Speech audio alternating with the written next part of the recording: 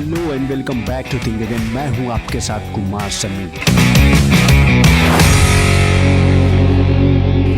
आज हम बात करेंगे the E myth revisited by Michael Garber book summary की। लोग मानते हैं कि बिजनेस सिर्फ एंटरप्रेन्योर स्टार्ट करते हैं, लेकिन एक्चुअली में ऐसा नहीं होता है। लोग पहले किसी और के यहाँ काम कर रहे होते हैं, लेकिन बाद में जब उन्हें एंटरप्रेन्योर बनने का भूत सवार होता है तो वो खुद का बिजनेस स्टार्ट करते हैं और परिणाम स्वरूप ज्यादातर केसेस में बिजनेस फेल हो जाता है। लेकिन ऐसा होता क्यों है, चलिए जानते हैं। सुमित एक रेस्टोरेंट में पिज्जा बनाने का काम करता था। उसके दिमाग में एक दिन आइडिया आया कि वो क्यों ना अपना रेस्टोरेंट शुरू करे। फिर उसने डिसाइड किया और कुछ लोन लेके अपना रेस्टोरेंट शुरू किया। स्टार्टिंग में कुछ ही लोग उसके रेस्टोरेंट में आते थे। उसके बाद उसको समझ में आया कि उसे अपने रेस्टोरेंट का मार्केटिंग करने की जरूरत है। मार्केटिंग के बाद उसके दुकान में काफी अच्छे खासे लोग आने लगे। जैसे ही उसके रेस्टोरेंट में ज्यादा लोग आने लगे तो वहाँ पे काम भी बढ़ गया, साफ सफाई का, अकाउंटिंग का, जो सुमित अकेले मैनेज नहीं कर पा रहा था क्योंकि उसका ज्यादातर टाइम पिज्जा बनाने में निकल जाता था। इसीलिए उसके दिमाग में ख्याल आया कि उसे एक आदमी को जॉब पे रखना चाहिए और ऐसा उसने किया भी। लेकिन चीजें इजी होने के बजाय और कॉम्प्लिकेटेड होती गई क्योंकि जिसने उससे हायर किया था वो काफी लेजी इंसान था और ढंग से काम भी नहीं करता था, जिससे कस्टमर की कंप्लेन आने लग गई। सुमित को ऐसा लगा कि ये काम मुझसे अच्छा कोई और नहीं कर सकता और उसने उस काम कर रहे व्यक्ति को निकाल दिया। फिर उसके दिमाग में आया कि वो ज्यादा पेमेंट करके किसी एक्सपर्ट को इस काम के लिए हायर कर सकता है और उसने ऐसा किया भी। और उसके बाद उसने एक और इंसान को हायर किया। लेकिन बिजनेस बड़ा होने के कारण उसका खर्च काफी ज्यादा बढ़ गया और वो चीजें मैनेज नहीं कर पा रहा था, जिसकी वजह से उसका बिजनेस लॉस में जाने लगा और आखिरकार उसको अपना रेस्टोरेंट बंद करना पड़ा। अब सुमित के साथ सिर्फ ऐसा इसलिए हुआ क्योंकि सुमित सिर्फ अपने स्किल के बारे में सोचा कि वो अच्छा पिज्जा बना सकता है, लेकिन उसे अपना अच्छा बिजनेस चलाने नहीं आता था। एक अच्छा बिजनेस चलाना और एक टेक्नीशियन होना, दोनों में जमीन आसमान का फर्क होता है और ज्यादातर लोग बिजनेस ऐसे ही करते हैं। ऐसा लोग मानते हैं कि उन्हें अगर एक काम आता है तो वो उसका बिजनेस खोल के उसको बहुत ही सक्सेसफुली रन भी कर सकते हैं। माइकल गर्वर इसे a technician suffering from a entrepreneur seizure कहते हैं। अकॉर्डिंग टू द माइकल गर्वर, किसी बिजनेस को चलाने के लिए 3 लोग चाहिए। फर्स्ट मैनेजर, सेकंड टेक्नीशियन और थर्ड एंटरप्रेन्योर। एंटरप्रेन्योर वो होता है जो फ्यूचर में जीता है और नए नए आइडियाज देता है अपनी कंपनी को। वहीं पे मैनेजर बहुत ही प्रैक्टिकल होता है जो अपने नॉलेज और एक्सपीरियंस के बिहाफ पे चीजों को ऑर्गेनाइज रखता है। और टेक्नीशियन वो होता है जो बिजनेस के सारे टेक्निकल काम को हैंडल करता है और एंटरप्रेन्योर के आइडिया को प्रैक्टिकल शेप देता है। बिजनेस चलाने के लिए या तो ये 3 लोग चाहिए या फिर एक इंसान में ये तीनों क्वालिटी चाहिए। ज्यादातर केसेस में 70% लोग टेक्नीशियन होते हैं, 20% मैनेजर और 10% एंटरप्रेन्योर होते हैं, जिसकी वजह से उनका बिजनेस फेल हो जाता है। जबकि एक स्ट्रॉन्ग ब्रांड इमेज क्रिएशन के लिए इसमें तीनों क्वालिटी बैलेंस्ड होनी चाहिए। According to the author, business के 3 स्टेजेस होते हैं। फर्स्ट वन, इन्फेंसी स्टेज, यानी यहाँ एक बिजनेस ओनर चपरासी से लेकर मालिक तक का सारा काम खुद ही करता है। फिर इसके बाद से बिजनेस नेक्स्ट स्टेप की ओर बढ़ता है। जब बिजनेस एक्सपेंड होने लगता है तो वहाँ सारे काम वो खुद हैंडल नहीं कर पाता है। अगर वो किसी एक काम पे ध्यान देता है तो बाकी के काम अधूरे रह जाते हैं, जिसकी वजह से कस्टमर के कंप्लेन आने लगते हैं। तब बिजनेस का सेकंड स्टेप आ जाता है, एडोलेंस स्टेज। इस स्टेज में बिजनेस ओनर सारे काम आउटसोर्स करने लगता है, लोगों को जॉब पे रखने लगता है। बट हमेशा ये सही डिसीजन नहीं होता है क्योंकि इसके बाद से कुछ कस्टमर की कंप्लेन आने लगती है कि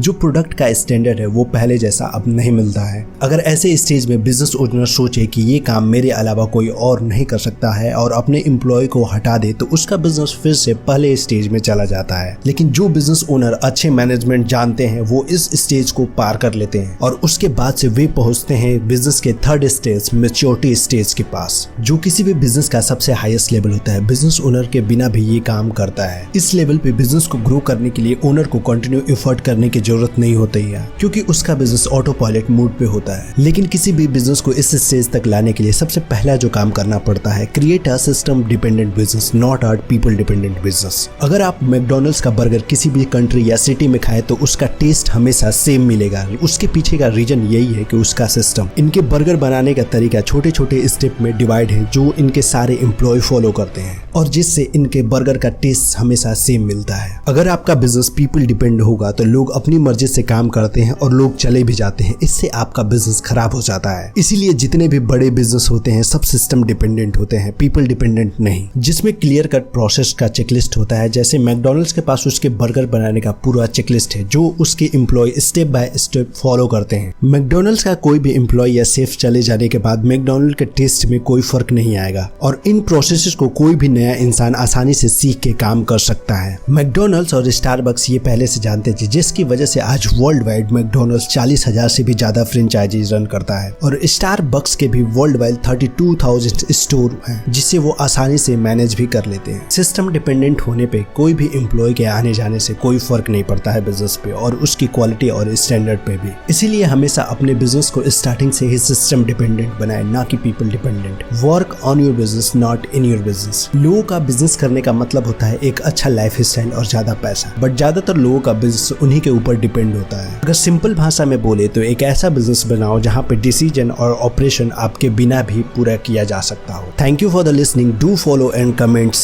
We will meet in next episode soon.